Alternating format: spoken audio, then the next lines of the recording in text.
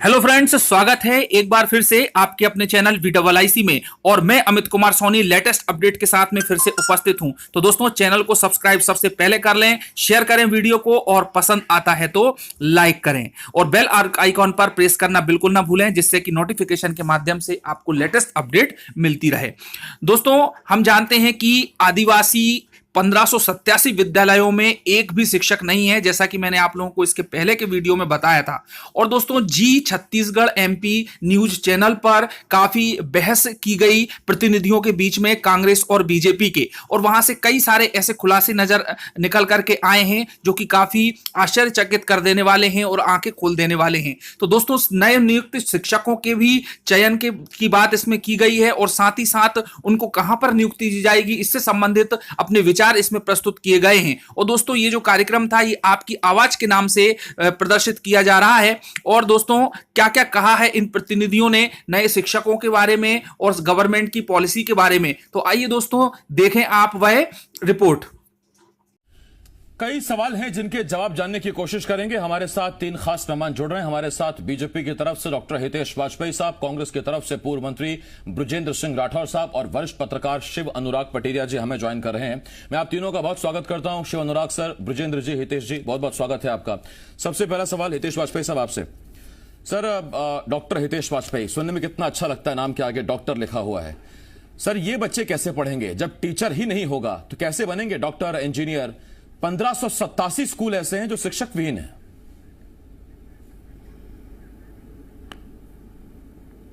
देखिए आसिफ जी, अब आप चूंकि आपने मेरी ही याद दिला दी है तो मैं वहीं से शुरू करता हूं जी। जब मेरा प्राइमरी स्कूलिंग हुआ तो एक बहुत छोटा सा गांव है तवानगर, मध्य प्रदेश के लोग तो सभी बहुत अच्छे से जानते होंगे। बहुत छोटी सी पॉपुलेशन है, उसमें एक प्राइमरी स्कूल में मेरा प्राइमरी एजुकेशन हुआ।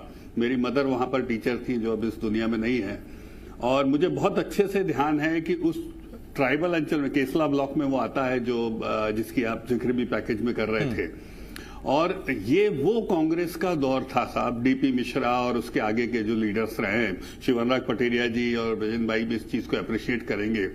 तब की जो कांग्रेस होती थी सर, वो इसकी चिंता करती थी।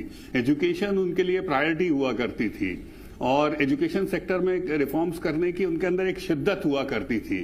लेकिन ये बात सच है कि कालांतर में एजुकेशन की डिमांड भी बहुत बड़ी है। उस समय में जो स्कूल होते थे उनकी संख्या भी कम होती थी, बच्चों की भी संख्या कम होती थी उसमें जाने की। लेकिन मैं बताना ये चाहता हूं कि उस समय भी स्कूल दुरुस्त होते थे जो होते थे, और अच्छी संख्या में टीचर्स होते थे, वो पढ़ाई होती थी। आसिफ जी, हमने अच्छी पढ़ाई करी और मेरा जिले में मेरिट में भी रैंक रहा उस समय, जबकि वो गांव होता था। जिले में कई नगर आते थे और 5th बोर्ड जिले का सूची निकलती थी। तो कहना मैं ये चाहता हूं कि वहां से चलते हुए आज हमारी यात्रा संख्यात्मक रूप से बहुत बड़ी है। तो बच्चों ने बहुत बड़ी मात्रा में प्रवेश किया है। लेकिन 15 महीनों के दौरान, I am very sorry to say, जिस प्रकार से शिक्षकों के स्थानांतरण अंधाधुंध हुए, हम समझ सकते हैं कि 15 साल बाद कांग्रेस की सरकार आई थी तो एक बहुत बड़ी स्थानांतरण इंडस्ट्री की नीड कांग्रेस को रही होगी। लेकिन उस समय जो इन्होंने तितर बितर कर दिया डॉक्टर्स और शिक्षक को, खासतौर से इनका दबाव भी रहा होगा। देखिए, सभी शिक्षक चाहते हैं कि वो नगर मुख्यालयों में या जिला मुख्यालयों में रहें, किया भी गया होगा, लेकिन शायद उन गांवों की नीड को ध्यान में नहीं रखा। और आज जो इंदर जी ने मेरी बात हुई बहुत डिटेल में, वो उसका युक्ति युक्तकरण। अब देखिए, अब आप किसी को नगर से गांव में भेजेंगे, बहुत डिफिकल्ट हो जाता है आसिफ जी। लेकिन जिसकी नियुक्ति जहां हुई थी, यदि वहां को चलने दिया जाता कुछ दिन और, तो मुझे लगता है नई नियुक्तियां, जैसे अभी 24,000 पदों का होने जा रही है, आपको मालूम है, उनको नियुक्ति पत्र दिए जा रहे हैं। क्योंकि शिक्षकों के क्षेत्र में भी बहुत कुछ सुधार की यदि किसी सरकार ने कोशिश करी है तो हमारी सरकार ने करी है। जहां एक और दिग्विजय सिंह जी ने शिक्षा, वाजपेयी साहब, मैं जानता था कि देर सवेर आप आएंगे 15 महीने के कार्यकाल पर, इसलिए मेरा एक सवाल आपसे तैयार है। जब एक दिन में 100-150 IPS IAS के तबादले हो सकते हैं, तो फिर एक साल के कार्यकाल में क्या 1587 स्कूलों में आप एक एक टीचर नहीं भेज सकते थे? सर सर बहुत कठिन होता है जब इन्होंने वहां से हटा दिए, तो अब पुनर्स्थापना करना कठिन काम है। देखिए, ग्रामीण क्षेत्र से नगर में आना आसान है, आदमी पैसे दे देता है कमलनाथ जी को आने के लिए, लेकिन शहरी क्षेत्र से ग्रामीण क्षेत्र में जाना, आसिफ जी आप मंत्री बन जाइए, बहुत कठिन है। और देखिए, आप नाराज करके या हंटर की डंपे सिस्टम नहीं चला सकते हैं। और इसीलिए अब जो नियुक्तियां होंगी, जो 24,000 के नियुक्ति पत्र, उसमें सभी सेवा शर्तों में ये बात पे ध्यान दिया जा रहा है कि पहले नियुक्तियां इन्हीं स्थानों पे होंगी, आसिफ जी। और ये बात आपके इंटरव्यू में भी कही है इंदर सिंह जी ने। तो मुझे लगता है कि हाँ, हम इस चैलेंज से नकारते नहीं हैं, लेकिन इस चैलेंज को क्रिएट करने में राजनीतिक परिस्थितियां भी जिम्मेदार रही हैं। एक वर्ग विशेष, शिक्षक वर्ग नाराज ना हो जाए, इसलिए छोटे छोटे बच्चों का आप भविष्य दांव पर लगा देंगे क्या? जब शासकीय सेवा में आप हैं, तो यहां तो प्राइवेट कंपनियों में ये क्लॉज लिखवा लिया जाता है at the time of joining कि आपको जहां भी पोस्टेड किया जाएगा आपको सेवाएं देनी पड़ेंगी। हमारी शिक्षा व्यवस्था असफल हुई 90 के बाद से। निजी क्षेत्र के स्कूल खूब खुल गए, और चाहे वो कॉन्वेंट हो, नर्सरी हो, सरस्वती शिशु मंदिर हो, लेकिन खूब खुले और बहुत अच्छे तरह से चल रहे हैं, जो जैसा वैसा चला रहा है। दूसरा, सरकारी स्वास्थ्य व्यवस्था असफल हुई तो निजी क्षेत्र की शरण में लोग चले गए। सरकारी सुरक्षा व्यवस्था असफल हुई तो लोग सिक्योरिटी गार्ड्स के चक्कर में चले गए। सबसे बड़ी बात है कि हमें ओवरऑल चीजों को बदलना पड़ेगा, नजरिया बदलना पड़ेगा। पहले शिक्षक, जिन तबाह की बात करो, मेरे फादर भी स्वर्गीय हैं, वो शिक्षक हुआ करते थे, प्रिंसिपल रिटायर हुए। सबसे बड़ी बात है, शिक्षक का गांव में देवता की तरह सम्मान होता है, देवता की तरह। लेकिन आज उसे हिकारत से देखा जाता है। डीओ के दफ्तर में जाइए, धक्के मारते हो बाबू, उनसे पैसे मांगते हैं। दूसरी सबसे बड़ी बात है कि कहना और बात है और करना और बात है। सबसे बड़ी बात है, शिक्षकों को उनका समुचित सम्मान दीजिएगा जहां हैं। पुलिस के लिए आप हाउसिंग सोसाइटी सिस्टम बना देते हैं, पुलिस हाउसिंग कॉर्पोरेशन है। दूसरे विभाग अपने अपने बना लेते हैं, बैंक वाले अपने अपने बंगले गाड़ियां बना लेते हैं। शिक्षक जहां स्कूल है वहां 2 शिक्षकों के लिए, 3 शिक्षकों के लिए आवास क्यों नहीं बनते हैं? सबसे बड़ी दिक्कत है कि हमारा नैरेटिव बदल गया है। अब शिक्षा और शिक्षण बहुत पीछे चला गया है। हुजूर, पुराने जमाने में जो 80 के पहले स्कूल बनते थे, उनमें शिक्षक आवास की कई जगहों पर व्यवस्था देखी है। राजधानी भोपाल में भी हुआ करती थी, जो साउथ टीटिंगर में स्कूल था, शायद सरदार पटेल। सबसे बड़ी बात है, शिक्षकों को गांव भेजिएगा, बिल्कुल भेजिएगा, लेकिन डॉक्टरों को, शिक्षकों को आवास की व्यवस्था भी करिएगा। अगर आप ये नहीं कर सकते हैं तो जबरन आप उन्हें नहीं रख सकते हैं। तबादले होंगे, इनके प्रकार तबादले होंगे। मैं इस पर लौट रहा हूं आपके पास। राठौर साहब, आपके पास आ रहा हूं, और मेरा आपसे एक सीधा सवाल, जब ये धुआंधार ट्रांसफर हुए तो सर ये सामंजस्य नहीं बैठाया गया कि गांवों से, ग्रामीण अंचलों से, आदिवासी अंचलों से शहरों की तरफ लोग तो खुशी खुशी जाएंगे, लेकिन वहां से यहां आने में फिर क्या होगा? उन बच्चों का क्या होगा जो अपने टीचर को खो तो रहे हैं, लेकिन नया टीचर उन्हें कब मिलेगा? 1587 बहुत बड़ी संख्या है ऐसे स्कूलों के। देखिए आसिफ जी, मैंने परमार साहब को भी सुना, जिन्होंने कहा कि ये कांग्रेस के 1 साल का पाप है जो हम अभी भोग रहे हैं। और हमारे मित्र और विद्वान साथी वाजपेयी साहब को भी सुना। इनकी बात से भी लगभग ऐसा ही परिलक्षित हुआ कि 1 साल की कमी की वजह से ये सारी गड़बड़ियां हो। 2 बातें हैं जिसको अलग अलग तरीके से हमें समझना। एक तो जो भी कर्मचारी है उसमें शिक्षक भी आते हैं, नियम ये रहता 3 साल बाद उनके तबादले जो है होते हैं, और उनकी इच्छा भी जानी जाती है कि उनके आसपास में कौन सी जगह है। पहली बार ऐसा हुआ 15 साल बाद। पटेरिया जी भी कह रहे थे कि बगैर पैसे के तबादले होते नहीं थे, कुछ होता नहीं है। कांग्रेस की सरकार आई और ऑनलाइन ट्रांसफर की व्यवस्था हम लोगों ने की। एक नया पैसा किसी का खर्च नहीं किया और लोगों को सुविधा मिली और लोगों के ट्रांसफर हुए।